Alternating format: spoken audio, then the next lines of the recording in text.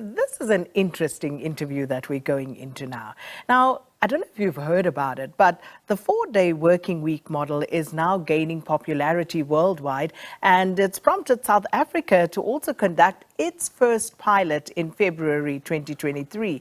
Now, according to a workforce confidence survey, which surveyed 19,000 workers in 2022, 54% of all the workers surveyed said that a 4-day work week is among their top 3 priorities when it comes to workplace benefits. Now, the 4-day working week model results in an increased sense of productivity, employee efficiency, and it seemed to have improved employees' overall well-being. And the model does, however, also have its downside in that it perhaps will not work for all industries and businesses or even individuals. So to talk to us a little bit more about this, we are joined on the line right now via Zoom by Financial Director of Keegor Group SA, Michelle Austin. Michelle, good morning. Thanks so much for speaking to us. Good morning. Thank you for having me. So let's start at the beginning. Where did this idea emanate, and more importantly, why? I think that this idea has actually been around for quite a while. A lot of Europe actually has been working sort of 27-hour work hour weeks for quite a while. So it has been around for quite a while, and I think COVID has just highlighted the need for people to be able to be more flexible in their work schedules and perhaps be more productive at home and working with less distractions. So maybe they can get a bit more done in a shorter amount of time. Well, speaking of productivity, some would argue that, South Africa perhaps isn't as productive as it should be. So let's talk to that in terms of, where this has been highlighted already in countries that have tried to dabble into this 4-day work week and how it effectively does impact productivity overall. So I think there's been a couple of trials that have been run around the world, so basically in general what they've found is that people who are overworked, so where they have a very packed schedule, are less productive than those that work a normal work schedule. So there was a trial that was conducted in New Zealand recently, and basically they have managed to maintain their productivity levels. The employees have improved their job satisfaction. Teamwork and work-life balance have improved. Loyalty to the company has improved. And there's also been a decrease in stress levels from 45% to 38%. In contrast, if you look at a country like Japan, they are notorious for overworked employees, and they rank 20th out of 35 countries in terms of productivity. Their 4-day work week experiment led to a 40% increase in productivity. But there's a little bit of other data that has revealed that these benefits might only exist in the short term. So I do think that it's really industry specific or sector specific, and maybe even organization specific to see what the benefits are in those companies or in those sectors. So before we talk about the sectors or the companies, Michelle, just looking at where it has been trialed, in terms of benefits to employees, salaries, for example, leave, how is that impacted by the 4-day work week? So I think in general, I think it is something that needs to be a consultation process between the employees and the employer. So in terms of hours worked, in terms of days work, in terms of remuneration, I do think it is something that you can't just apply a blanket principle to every single entity or industry. So in general, the idea behind the work week, the 4-day work week, is that 1 day a week extra would be given off. So that may be a Friday, it may be a Monday, there may be a rotation type of thing with employees. So yeah, from a HR perspective, I think it can potentially get a little bit messy and a little bit difficult to manage. So let's look at the sectors or industries where this model could potentially work and where it's unlikely to actually work. Michelle? Okay, so places that I think it could work are industries, for instance, that are more predictable or where there's more independent work required.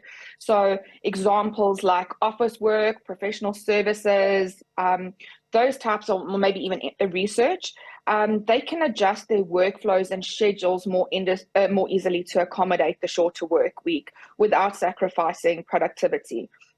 However, industries that require some sort of consistent coverage and customer service might face challenges implementing it. So examples are retail, hospitality, emergency services, police services, public transport, and healthcare. And then there's also industries to consider like manufacturing, mining, or construction. So, I mean, it may be quite challenging for those industries to hold operations for an additional day a week, and it could result in additional costs for starting and stopping operations, and might actually result in lowering productivity. Yeah, it's something else to consider is that, especially in those types of industries where there's a lot of like hands-on work, we need to consider the occupational health and safety of those types of environments. Longer hours tend to lead to tired employees, and tired employees increase the risk of injuries. And, unfortunately, we tend to see these developments where people are just trying to keep their heads above water economically and therefore would actually agree to working those longer hours, even though they may be exhausted and even burnt out in certain instances, which is really 100%. unfortunate. But then, Michelle, with regard to the trial in South Africa for this year, do we know where that's going to happen? To be honest, I'm not off the top of my head. I have read a little bit about it, but I haven't read enough about it. I am aware that it is starting in February, but unfortunately, at this point, I can't tell you much more. It's a very interesting one because, one could imagine there would be the challenges obviously are always brought up first. But we live in a world where we've gone the other way, essentially, for the most part, because I can remember growing up, Saturdays and Sundays were more or less, proper close-up days. Saturdays, I think at 1, everything would be closed. So you'd have the Yes. greater part of Saturday, and Sunday would just have been that day where nothing was happening. And what we've seen over time, at least in my lifetime, your lifetime, is that that has been eroded to a point where every day is a work day now.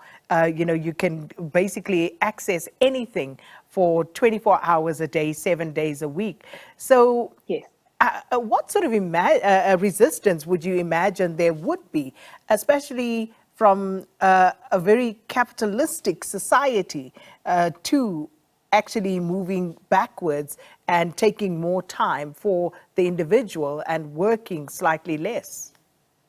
To be honest with you, if I consider myself, so one of my frustrations during COVID was that the shops closed a lot earlier, and I couldn't get my groceries. So I used to be able to go to Woolies down my road, and it was open until 8 o'clock at night. And so I used to arrive at 7 o'clock and do my grocery shopping. And I think that we have become a society that is very reliant on things being available 24/7. So I think it's going to take a massive mind shift and culture change in everybody in South Africa to be able to adapt to it. And I mean, there are ways around it. We could implement things like shifts or rotations for duties and people, so that not everybody takes a Friday off or a Monday off, but they rather rotate. But that does bring challenges with it. So, I mean, it might be challenges could include things like employees more costs, because we suddenly need to employ more people to be able to cover those costs. And things like teamwork might become a bit of a challenge, in communication, because not everybody is working all the time. And customers might get frustrated because they're dealing with one person, and then on the Friday and on the Monday they're dealing with somebody else. So I definitely think from the general population, I think it's going to take a massive mind shift to be able to adjust to this 4-day work week. And Michelle, just in closing, if you were to speak to employers right now watching this interview, of what benefit could something like this be? Of course, as you pointed out, notwithstanding that this is perhaps not suited to every single industry, but for those where this could be implemented, of what benefit would it be to them overall to actually consider moving to a 4-day work week? So I think in general, it's had a massive impact on employee engagement, and employee engagement has shown to produce more productive employees and happier employees. And when employees are happy, they serve your company, and that's ultimately what you want, is employees who are fully engaged, that are looking after your company like you would. So I think that that's the first massive pro. I think that employees having a better work-life balance or work-life integration, I think that that's also would have a positive impact. It would mean that employees' well-being would be in general higher, and that also leads to more productive employees. I think it would also lead to loyalty to your company, and that is massive. The stress level decreases, I think, are also enormous. I mean, it would potentially lead to less time off work, and less time off work also means increased productivity. So I think there's a massive potential productivity improvements that as an employer you could look forward to.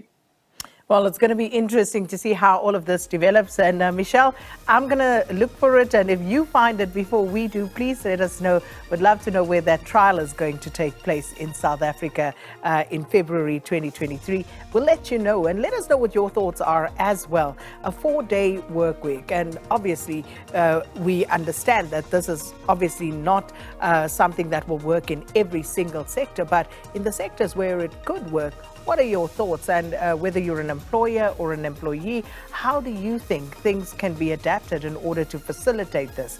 But we'll wait for your response and let us know what you think about this particular development. And that was Financial Director of Keegor Group SA, Michelle Austin, speaking to us about a 4-day work week model that is gaining popularity worldwide. And this has now prompted South Africa to conduct its first pilot in February 2023.